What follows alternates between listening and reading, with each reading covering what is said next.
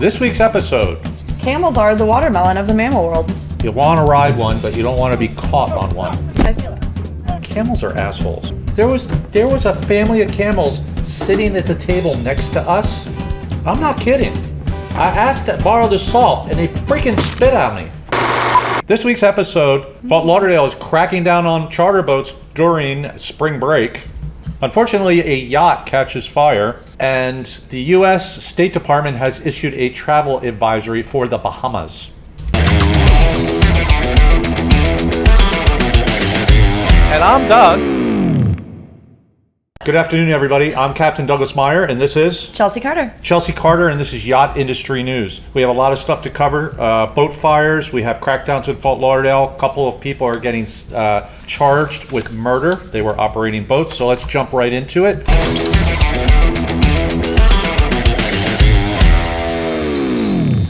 First of all, Chelsea, what do you got?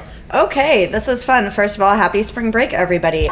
Police trying to monitor seas of out-of-control partiers on Ocean Drive. A recent meeting with the Marine Advisory Board of Broward County revealed that they are stepping up patrols, marine patrols, that is. The Fort Lauderdale Police Department will have Coast Guard on board each one of their vessels, and they are particularly targeting charter boats. We're also going to be having Coast Guard riding on our boats and conducting charter inspections, because we're going to have lots and lots of pontoon charters out there. They are enforcing BTRs. So guys, please look into this. There will be more information to come. Yes, and actually there was a lot more discussed at that board meeting, and I got to review the footage, and we'll get into more. But yes, they are cracking down. By the way, U.S. Coast Guard's on board the Broward County boats because they have federal authority. So there's going to be a lot of people out there. Okay, what do I have? I have the Bahamian Travel Advisory.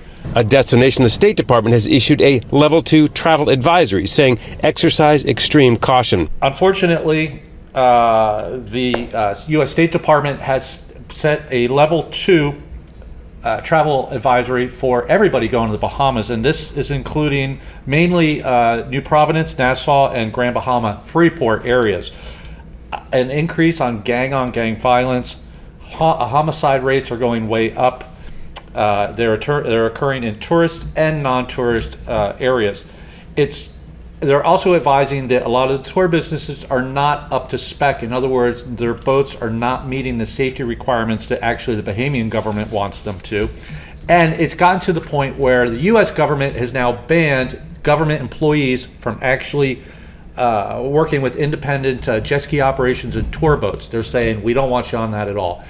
The point is, we're all a yachting community, and we want to go over to the Bahamas, so just keep your head on a swivel, lock the boat up at night, take care of your charter guests, make sure you keep an eye on them. Matter of fact, the advisory also includes shark attacks, which we've had a few. So to all you captains and crew out there, keep your head on a swivel, keep a head on your swivel for your other crew. They might have too much to drink or something. Make sure they get back to the boat, and always keep somebody on the boat at night. Okay, all right, next. Before we get back into the news, I just want to give a shout out to Elite AC. They're on Hargrave. They're ripping all our ACs apart. Yes. Really, you got to really check these guys out. They're top notch. And anybody else? At Hargrave, of course. Hargrave, listen, take a look at this video. So I took the 82 out on sea trials. And as we were doing that, we were passing like a 105 or a 101 that was on sea trials. Hargrave's on fire. I was going to say, Hargrave's getting hot this summer. Yeah, Hargrave's getting hot. So check them out. They'll even put a pink jacuzzi in for you. All right. What do you got news-wise? Speaking of hot, unfortunately, we have suffered another boat fire in the Bahamas. This time it was in Baker's Bay. It was a 124-foot Delta.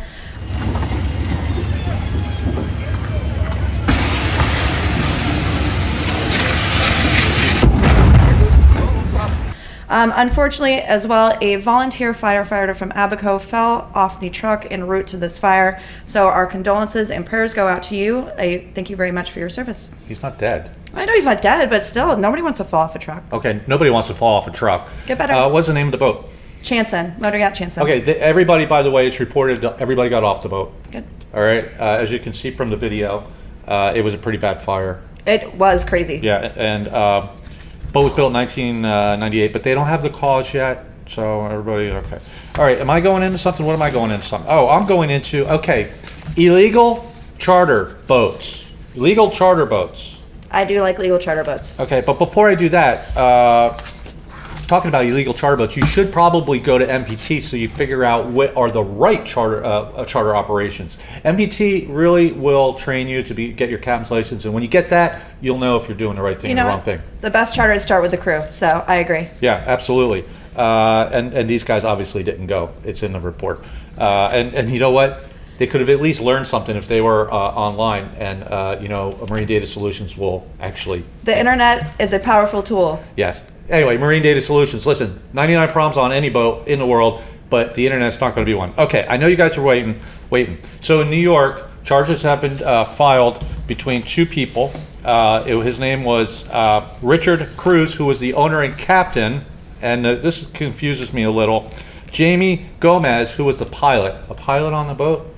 2 people, we're told, were taken out of the water by NYPD and FDNY scuba divers. 2 New York waterway ferries also assisted in that rescue. The total patient count, we're told, is at 12. Those may be the people we saw being escorted away earlier. A lot of people seem to be in shock. The water temperature, we're told, is in the low 70s. Now, it was high tide at the time of the capsize here, and generally, as we know in the Hudson River, the current can be pretty strong. Winds were gusting, according to meteorologist Vanessa Murdoch, at about 25 to 30 miles per hour, and there was a small craft advisory in effect here. The boat capsized. They went out on a small craft advisory, the high winds and high seas, 13 people on board.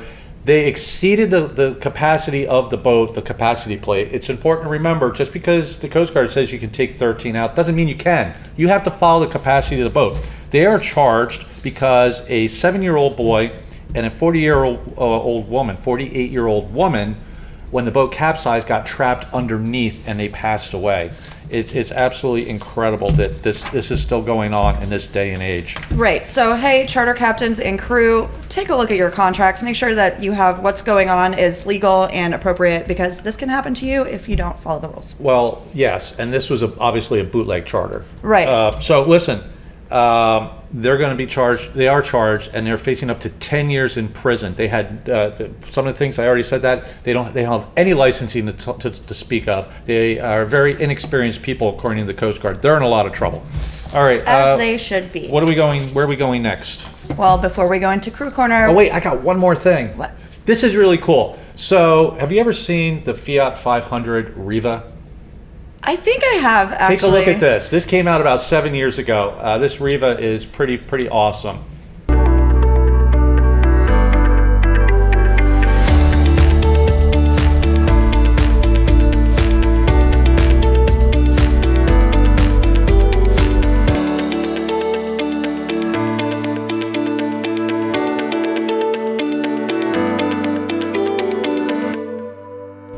All right, you can see it's got all the wood on it and everything. Okay, so what they're doing now is they have a licensing agreement, and they're building 500 what they call Fiat 500 offshores.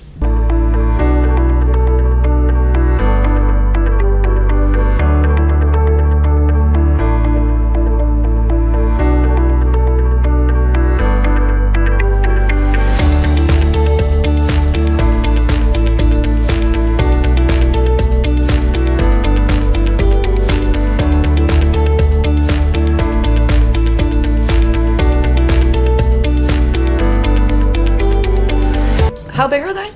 13 feet long. Didn't Lamborghini do something like No, this? I'm sorry, 15 feet long. It was a hit at the Miami Boat Show. You can see from the video, it's a really cool boat. I really would want this thing. I've got a problem. And by the way, I love Fiats. I had a Fiat 500 convertible. I did. I bought one. Judging you. No, I did. Listen, I have all kinds of cars, and I loved that Okay. 500C Cabriolet. I loved it. I didn't want to get rid of it. But you can see that this thing's cruising through the water and all. Only problem I have is it's actually 15 feet long, Right. about the size of a Boston whaler. Okay. It's $120,000. Bam. Well, Riva and Fiat. Yeah, Riva and Fiat. That'll do it. Okay, anyway, let's move into Crew Corner, right? Are we ready? Well, no, because first we have to talk about my favorite friend, Amsoil Dave. Amsoil. Listen, synthetic fuel, Real show. real show. Check it out. Dave's a regional rep. and he'll get you all set up. It really does save you money. Okay, now can we roll a cannon? Yes, roll cannon. Roll cannon. Okay, this week in Crew Corner, speaking of sparking flames, we will be discussing lithium-ion batteries, one of the reasons why we think things are catching on fire. Okay, it has nothing to do with the 124 Delta burning. Nobody knows. I just want to make that clear. But there have been, first of all, the MCA put guidelines out in like 2022 about this. Nobody listened. Fact of the matter is, we are in a time frame right now where nobody knows how to respond to this stuff because it's all brand new technology. But they put it out for vessels over 500 gross tons. Now they are recommending just recently that vessels under 500 comply. And I agree 100% because if you're on a 550 gross ton boat with a battery that could explode, just because you're on one that's smaller doesn't mean... I was going to say, they also catch fire, so yeah, they also please be catch mindful. fire. By the way, listen, do you think you have a problem? I don't know. Let me explain. The new electric-powered tenders are up to 100 kilowatts batteries. The jet skis are up to 50 kilowatts. The sea bobs are about 3 kilowatts. The e-foils are up to 5, as well as the electric paddle boards now. All right. Paddle boards? Listen, a 25 kilowatt electric battery in a car will take 10,000 liters of water to extinguish. That's the problem. These things suffer from, let me find it. It's, there's so much stuff here. It's called, Georgia, do the thing again. This is too much information. Okay, what happens when there's a fire with a battery on board a vessel? Some of these kilowatts are pretty heavy duty. It's called thermal runaway.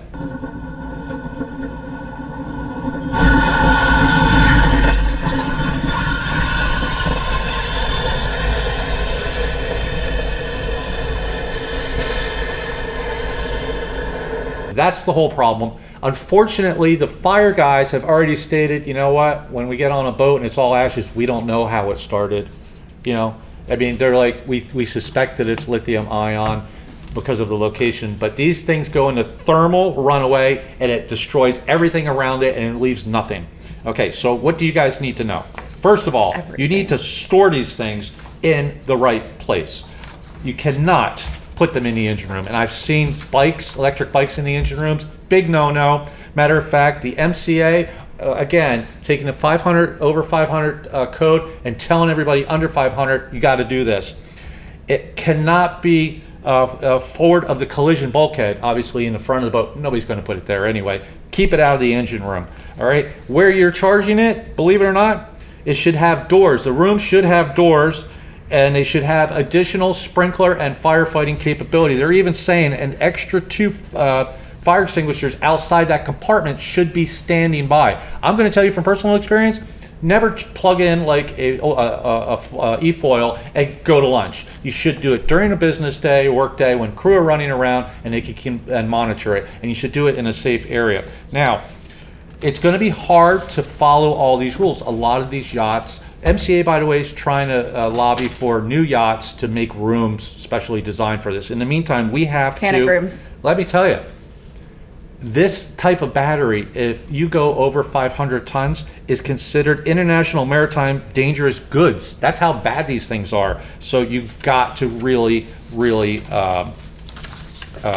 be aware of it. Now, fire suppression. They're saying you need extra blankets laying around. You need to get critical people trained to respond to lithium-ion batteries because it's not the same kind of fire. And the number one thing is you got to turn the power off. So if you're charging a battery here on a counter in the workshop, you better install a breaker in another room so you can kill the power, or you're just going to be spinning your wheels. Like little time bombs. They are. They really are. Jeez, who knew having fun was so flammable? And listen, this thing is long, and I'll post it if you guys want. It's not. It's a lot. It's okay.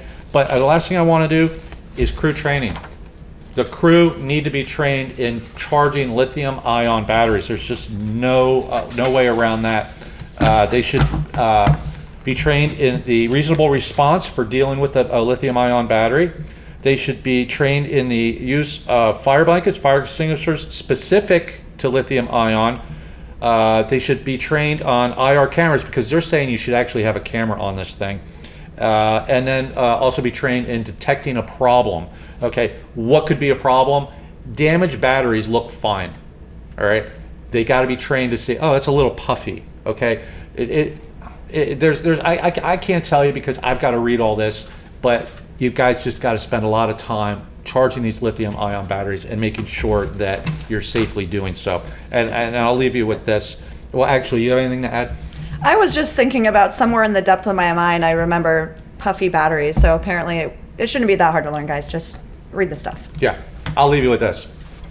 These batteries are dangerous. They don't like water, and we're in a water environment. So you need to take extra steps. I'm concerned with my e-foil that's sitting in the water all the time. What's happened? Just don't leave them alone. Just try and learn how to deal with this stuff and just train your crew up to deal with it. I don't want anybody hurt. Yes, electricity and water. Imagine that being dangerous. You ever see the Tesla that ran in the water and just kept burning? I for try 2 not days? to look at Teslas. Okay. Okay, that's it. Yeah, I'm Doug. I'm Chelsea. And that's the bottom line and Yacht Industry News, and we'll Have a see you great guys next week.